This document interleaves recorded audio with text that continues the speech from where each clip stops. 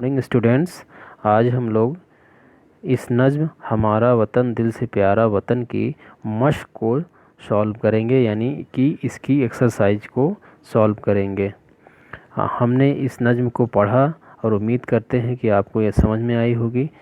इसकी एक्सरसाइज कुछ इस तरह है। सबसे पहले दिया है मायने याद कीजिए। इसमें दो ही मायने हैं और लेसन पढ़ते वक्त, सबक पढ़ते वक्त अगर आपको ऐसा कोई मायने लगा हो जो आपको नहीं आ रहा है तो उसका इसमें हम इजाफा कर लेंगे। फ़िलहाल इसमें दो मायने दिए हुए हैं, इनको हम देखते हैं। लिखा है आँखों का तारा, इसका मतलब होता है बहुत प्यारा।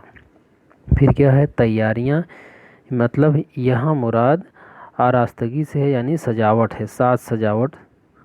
ठीक है। उसके बाद दूसरी एक्सरसाइज दिया है, गौर कीजिए। इसमें लिखा है ये एक कौमी नज़्म है जिसमें अपने वतन से मोहब्बत का इजहार किया गया है। हम जब नज़्म पढ़ रहे थे उसी वक्त इसका ज़िक्र हम लोगों ने किया था, बात किए थे हम लोग। इसमें लिखा है इसमें मुल्क की कुदरती मनाज़र, यानी कुदरत के द्वारा दिया हुआ मंज़र, मौसमों का तज़किरा है, यानी कि खुदा के द्वारा, ईश्वर के द्वारा दिए गए मंज़र का, यानी फितरती जो है उसका, उसके और मौसमों का ज़िक्र किया गया है, तज़किरा किया गया है। इस तरह की नज़मों में आम तौर पर वतन की खूबियाँ बयान की जाती है और कौमी शख्सियतों का ज़िक्र भी किया जाता है। यानी कि ये वतन परस्ती नज़्म होती हैं, इनमें खूबियों का बयान किया जाता है, अपने वतन की शख्सियतों का बयान किया जाता है। तो ये इस तरीके से नज़्म है। तीसरी एक्सरसाइज है सोचें और बताएं। शायर ने सावन का नक्शा किस तरह खींचा है, ये सवाल है। अच्छा, इसमें चंद सवाल दिए हुए हैं तीसरे एक्सरसाइज में और इनका हमें मुनासिब जवाब लिखना है। फिर इसमें पहला सवाल है शायर ने सावन का नक्शा किस तरह खींचा है, तो हमें केवल बस इतना लिखना है, शायर ने सावन का नक्शा काली घटाओं और बरसात की हल्की फुहार के साथ खींचा है। ठीक है। शायर ने सावन का नक्शा काली घटाओं और बरसात की हल्की हल्की फुहार के साथ खींचा है।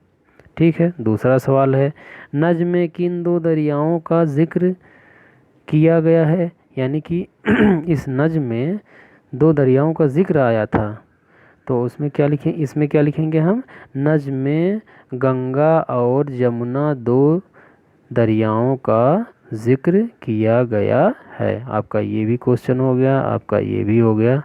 अब तीसरा क्वेश्चन है शायर ने किन किन चीज़ों को ज़िंदगी की बहार कहा है।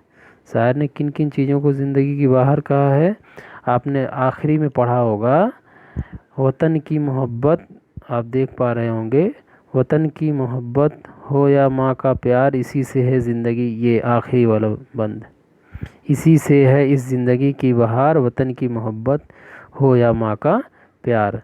ठीक है। तो इस तरीके से इसमें हम क्या लिखेंगे, ये अपना ये क्वेश्चन हो गया, ये हो गया, हम इसकी चर्चा कर रहे हैं।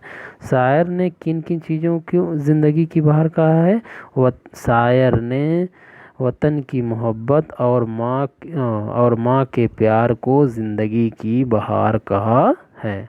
शायर ने वतन से मोहब्बत और माँ के प्यार को ज़िंदगी की बहार कहा है। बस इतना ही लिखना है। फिर आखिरी सवाल है इसमें, शायर को अपना देश प्यारा क्यों है, ये कुछ बड़ा सवाल है, तो इसमें हम क्या लिखेंगे, शायर को अपना देश प्यारा क्यों लगता है। इसमें अब इस नज़्म की पूरी बातें तकरीबन आ जानी चाहिए। जैसे शायर ने इसमें लिखना है शायर को अपना देश प्यारा इसलिए लगता है क्योंकि यहाँ जंगल, मोर, दरख्त, फल फूल और यहाँ के पेड़ दरख्तों की तैयारियाँ और यहाँ की नदियाँ, ये सारी चीज़ें हैं, इसलिए शायर को अपना देश प्यारा लगता है। यानी कि इस सवाल में हमें ये थोड़ा बड़ा जवाब लिखना होगा, यानी इस नज़्म को तकरीबन पूरे हर बंद से हमको लेना पड़ेगा। ठीक है। फिर आगे चौथी एक्सरसाइज है मिसरे मुकम्मल कीजिए, यानी ये नज़्म आपकी दी गई है, इसमें कुछ लफ्ज़ छूट गए हैं या छोड़ दिया गया है ताकि आप भरें। तो इसमें लिखा है वतन की मोहब्बत, मोहब्बत की आँखों का तारा वतन हम लिख देंगे। क्या लिख देंगे? तारा वतन। ठीक है, आप देख पा रहे होंगे अपने इस नज़्म को। वैसे हम उम्मीद करते हैं आपको याद होगा। जिसको याद होगा वो अपने से कर लेगा, और नहीं तो ये नज़्म आप लोग याद कर लेंगे और इसको भर लेंगे। मोहब्बत की आँखों का तारा वतन, यहाँ क्या लिख देंगे हम? तारा वतन। ठीक है, तारा वतन।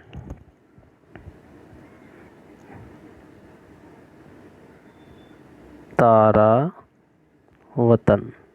ठीक, इस तरीके से हम लिख लेंगे। फिर क्या है? हमारा वतन, तो यहाँ हो जाएगा दिल से प्यारा। हमारा वतन दिल से प्यारा वतन। दिल से प्यारा वतन। आप लोग समझ पा रहे होंगे, भर लेंगे अपने से, वैसे लिखने की ज़रूरत नहीं है। तो फिर इसके बाद है हवा में दरख्तों का वह झूमना। ठीक, इसमें क्या है? झूमना आ जाएगा। फिर उसके बाद क्या लिखा है? वह गंगा की लहरें जमुना का जोर। इस तरीके से ये भी हो जाएगा। आप लोग भर लेंगे, उम्मीद करते हैं कि समझ में आया होगा, आप लोग भर लेंगे। ठीक है, फिर आगे पांचवा है अच्छा बुरा, इसके सामने लिखा है। फिर लिखा है दोस्त, फिर लिखा है उसके आगे दुश्मन। तो इसमें लिखा है कि ऊपर लिखे हुए लफ्ज़ एक दूसरे के ज़द हैं। ठीक है, ऊपर लिखे हुए लफ्ज़ एक दूसरे के ज़द हैं, यानी उल्टा हैं। ज़द हैं मतलब उल्टा हैं। ठीक, वह अल्फाज जो एक दूसरे के ज़द हों उन्हें मतज़ाद अल्फाज कहते हैं। अब यहाँ पे देखिए एक डेफिनेशन निकल के आ रही है। वह अल्फाज जो एक दूसरे के ज़द हों उन्हें मतज़ाद कहते हैं। क्या कहते हैं? उन्हें मतज़ाद कहते हैं। ठीक, तो एक आप हेडिंग लिखेंगे मतज़ाद, और एक हेडिंग लिखेंगे मतज़ाद, और उसकी एक डेफिनेशन लिखेंगे। वो अल्फाज जो एक दूसरे की ज़द हों उन्हें मतज़ाद कहते हैं। मिसाल के तौर पर आप ये लिख लेंगे। ठीक है, तो ये आपकी एक डेफिनेशन हो जाएगी और इसके उदाहरण हो जाएंगे, यानी मिसाल हो जाएंगी, क्योंकि आपके एग्ज़ाम में आ सकता है। इसी तरीके से फिर लिखा है नीचे लिखे हुए लफ्ज़ों के मतज़ाद लिखे, यानी ये कुछ लफ्ज़ दिए गए हैं, इनके मतज़ाद लिखना है। कुछ के इसमें लिखे हुए हैं, जैसे मोहब्बत। मोहब्बत का क्या हो जाएगा? नफ़रत। किसी से मोहब्बत करना यानी नफ़रत करना। ठीक है, फिर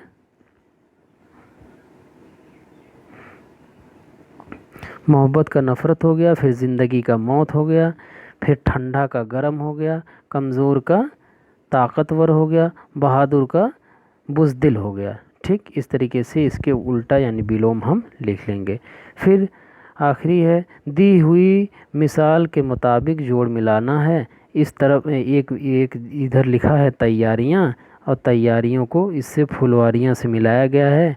यानी कि इस तरीके से जो नज़्म के आखिर में जो लफ्ज़ आ रहे हैं वो आपस में मिले हुए हैं। तो जैसे झूमना का क्या हो जाएगा? चूमना हो जाएगा। हमारा का क्या हो जाएगा? हमारा वतन दिल से प्यारा वतन, अभी पता लग जाएगा। वतन की मोहब्बत हो या, तो झूमना का क्या हो जाएगा? झूमना का चूमना हो जाएगा। हमारा का हमारा वतन दिल से प्यारा वतन। अच्छा एक मिनट आगे में, बहार का क्या हो जाएगा? बहार का फुहार हो गया। मोर का ज़ोर हो गया। हमारा वतन दिल से प्यारा, ये इसका ये हो जाएगा तारा। ठीक, इस तरीके से हम मिला लेंगे। तैयारियां का हो गया फुलवारियां, झूमना का हो गया चूमना, हमारा का हो गया तारा, बहार का हो गया फुहार, और मोर का हो गया जोर। ठीक है, आखिरी में कुछ दिया है अमली काम, यानी प्रोजेक्ट वर्क है आपका, इसको आपको अलग से करना होता है।